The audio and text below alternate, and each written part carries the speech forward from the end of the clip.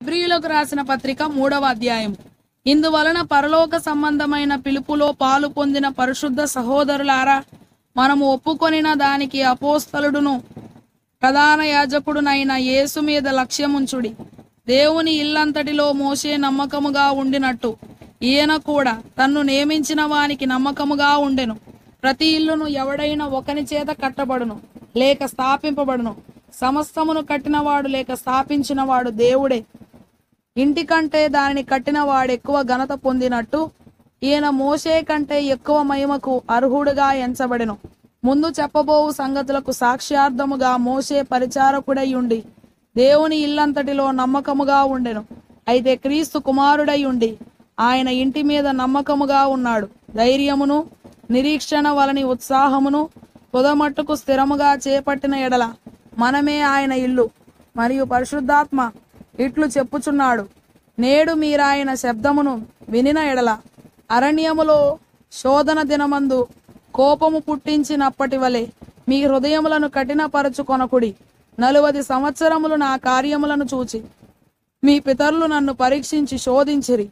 కావున నేను ఆ తరము వారి వలన విసిగి వీరెల్లప్పుడూ తమ హృదయాలోచనలలో తప్పిపోవుచున్నారు, నా మార్గములను తెలిసికొనలేదు గనుక నేను కోపముతో ప్రమాణము చేసినట్టు వారు నా విశ్రాంతిలో ప్రవేశింపరని చెప్పితిని. సహోదరులారా, జీవము గల దేవుని విడిచిపోవునట్టి విశ్వాసము లేని దుష్ట హృదయము మీలో ఎవని యందైనను ఒకవేళ ఉండునేమో అని జాగ్రత్తగా చూచుకొనుడి.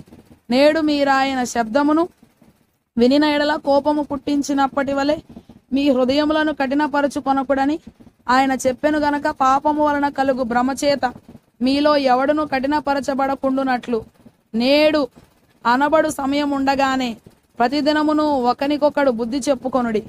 ఏలయనగా మొదట నుండి మనకున్న దృఢ విశ్వాసము అంతము మట్టుకు గట్టిగా చేపట్టిన ఎడలనే క్రీస్తులో పాలివారమై ఉందుము. విని కోపము పుట్టించిన వారెవరు? మోషే చేత నడిపింపబడి ఐగుప్తులో నుండి బయలుదేరి వచ్చిన వారందరే గదా. ఎవరి మీద 40 ఏండ్లు ఆయన కోపగించెను? పాపము చేసిన వారి మీదనే గదా. వారి శవములు లేక అవయవములు అరణ్యములో రాలిపోయెను. తన విశ్రాంతిలో ప్రవేశింపరని ఎవరిని గూర్చి ప్రమాణము చేసెను? అవిధేయులైన వారిని గూర్చియే గదా. కాగా అవిశ్వాసము చేతనే వారు ప్రవేశింపలేకపోయిరని గ్రహించుచున్నాము.